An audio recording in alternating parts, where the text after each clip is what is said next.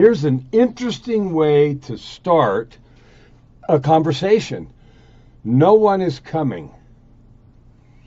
No one is coming. We've practically poisoned ourselves with the idea that somebody else or something else is coming to the rescue.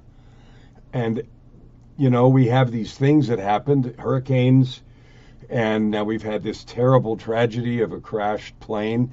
And I don't mean no one is coming there, the fires in Los Angeles. We have people that come, first responders and other miraculous and amazing people that show up, risk their lives, and go in to help and save others. So I'm not talking about that. We have ER doctors and people that, and I've had my share of those, right? In the last several years of my life. First umpteen zillion were all perfectly healthy. In the last 5 or 6 have had my share of trips to the hospital and all that kind of stuff. What I'm talking about here is creating the life you want. When externalities happen, jets crash or fires happen, and even wars happen, other nations, people come and try to help. Maybe they don't do it right, maybe they don't do enough, but we are moved as people to serve one another. We know that. You feel that too. What I want to talk about today is something that's near and dear to my heart. I've got a goal. Not a goal. A goal is a wimpy word. A goal usually is this thing that we're going to do out there and hope that stuff happens. And this hope stuff is what I'm trying to get rid of. Not that we shouldn't hope for things, but we pretend that that's enough, or I used to, pretend that that hope is enough energy and juice to get it done. Okay, yesterday I had a conversation with someone that's very typical of a conversation that I have a lot, and I'm a coach. And so I talk to lots of people every week, new people I've never talked to before. And I do it on purpose. I have reach outs on social, I have places that I go speak. People reach out to me from places that I have spoken or from podcast invitations and stuff, and I do that on purpose because I love you. I love people crazy, and I love talking to you and finding out about what you're doing and what you're making and creating and how great you are and what you're struggling with. And one of the struggles that I hear so often is this. Now let me set a little stage here, because mostly I talk with people that are in business for themselves. They either own a business or they're partners in a business, or they have maybe a job, but they really got a big side hustle and they're trying to replace one with the other. I talk to a lot of authors, musicians, artists, coaches, those kinds of folks that in their heart, they're trying to make a difference in the world. And I love those. I love you if you're one of those, because that's the people that are going to change the world. The people that are going to change the world aren't the ones generally that work in the sort of traditional boxes. When I did that, and I did it for decades, I just sort of lived that traditional life. Get up, go to work, do the stuff, somebody else's business, etc. And I was good at it and I got paid a lot, but I certainly wasn't happy. So here's the thing about no one is coming. If I decided in that position, I want to do something different. I'm not happy. I'm not feeling fulfilled or satisfied, or whatever word you want. Certainly not living the ultimate life, purpose, prosperity, and joy. Nobody was going to come and do it for me. Now, I might read a book. I might go to a seminar, a real estate seminar, or a coaching class, or some other thing to give me an idea. But that isn't going to do the work for me. The conversation I had yesterday is a conversation that's been duplicated 100 times, 1,000 times, not 100, at least 1,000 over the years that I've been a coach. And here's what it goes like. I want to fill in the blank, coaching practice, relationship coaching practice, consulting practice. I want to fill that practice, and I don't know how.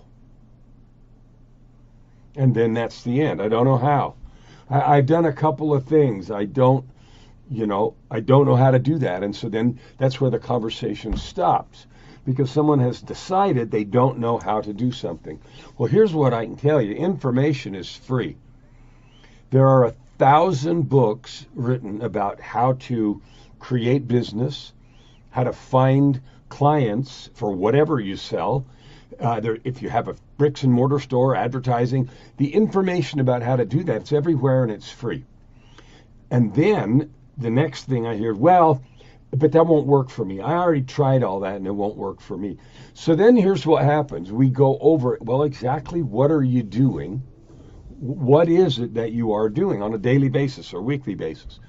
Like, what is your schedule? Now, I'm a coach, and so I'm going to talk about that for a minute. When I first started my coaching practice in 2012 or so, I don't remember exactly, but about 2012, about 13 years ago, I felt exactly the same. I thought that there was some formula, some way that I had to, quote, enroll clients. And I went to seminar after seminar, and I hired coaches and bought systems and tried to do them all. Tried this, tried that. They were all discouraging. In my executive career that I'd had for a long time, I never had to, even though I led a lot of people, I never had to sell anything. I was in charge of stuff, and so I practiced being a good leader and so forth, but I was terrible at selling. And it is, whether you're a financial advisor, a real estate person, a coach of any kind, relationship, job transition, living your best life, whatever it is that you teach, coach, or provide, the simple way to create the success you want is to get in the game. We spend, and I used to do this too, so I'm talking to me, not anymore, but I used to. We spend so much time getting ready. That's like a hockey player putting on and off the mask, or a football player on and off the pads, making sure they fit just right and they're polished just right and everything's got to be just right. That is not effective. If you're going to be in the people service business, I call coaching the people encouragement business because I love that name, blind spot protection service, and I have about 13 or 14 names like that are fun. It really requires two things. One, develop your love for people.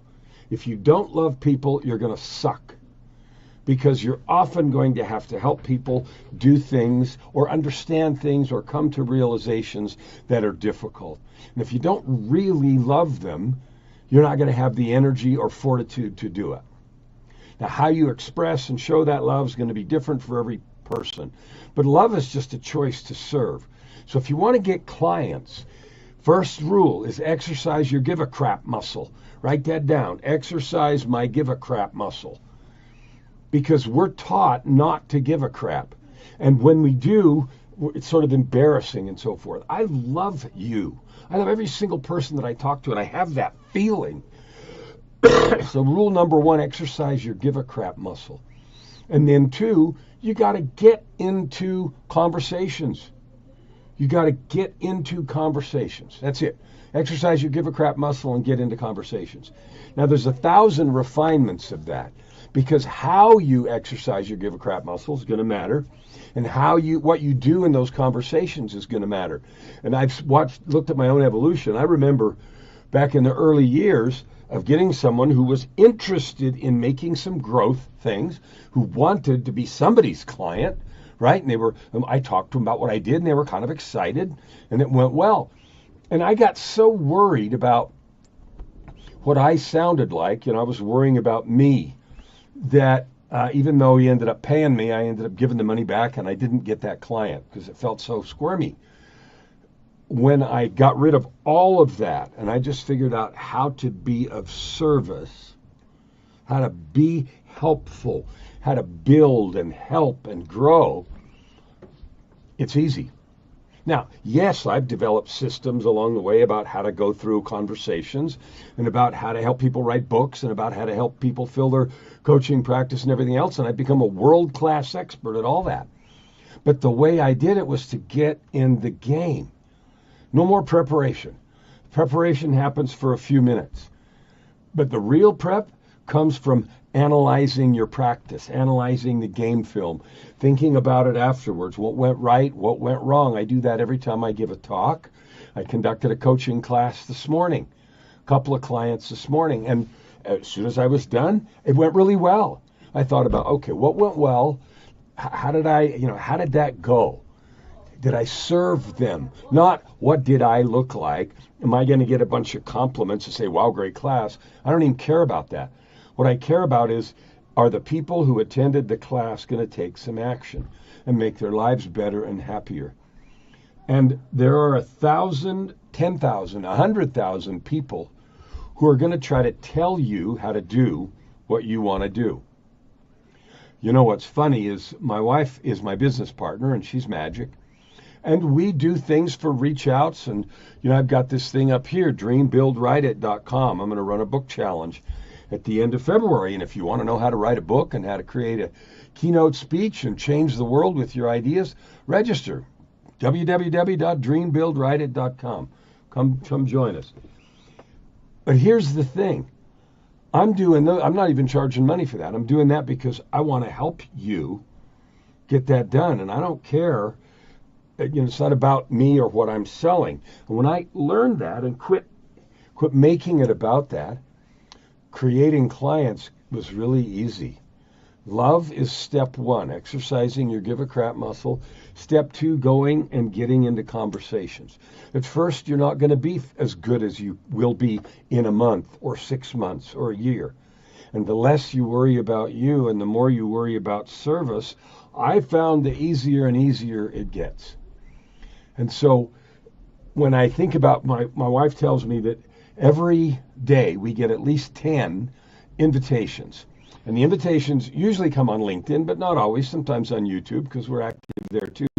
And almost always they say, hey, we can help you fill up your pipeline with clients. Now, we talked to a few of them in the beginning, and they're all about, making connections and inviting people, doing those kinds of things on LinkedIn particularly, but also on YouTube. They say, well, we can fix your videos and everything else. And you know what? It's repulsive because they offer no proof, they offer no service.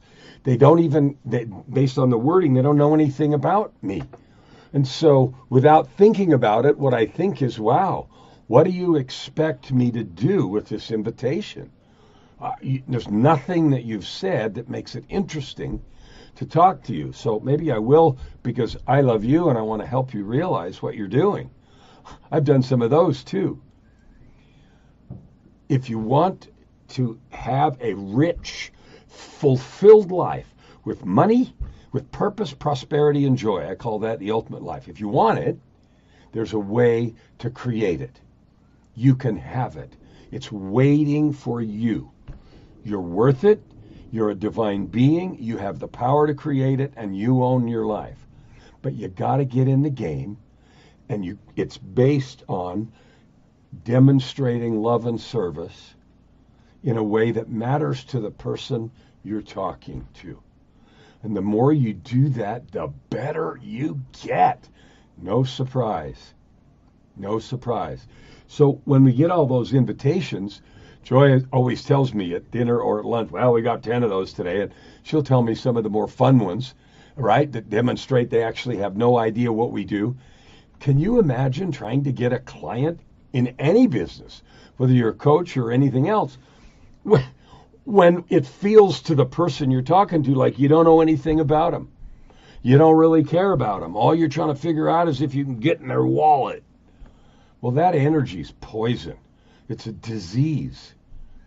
So what I've done and what I teach clients to do is figure out what things you enjoy doing. Maybe you like social media. Maybe you hate it.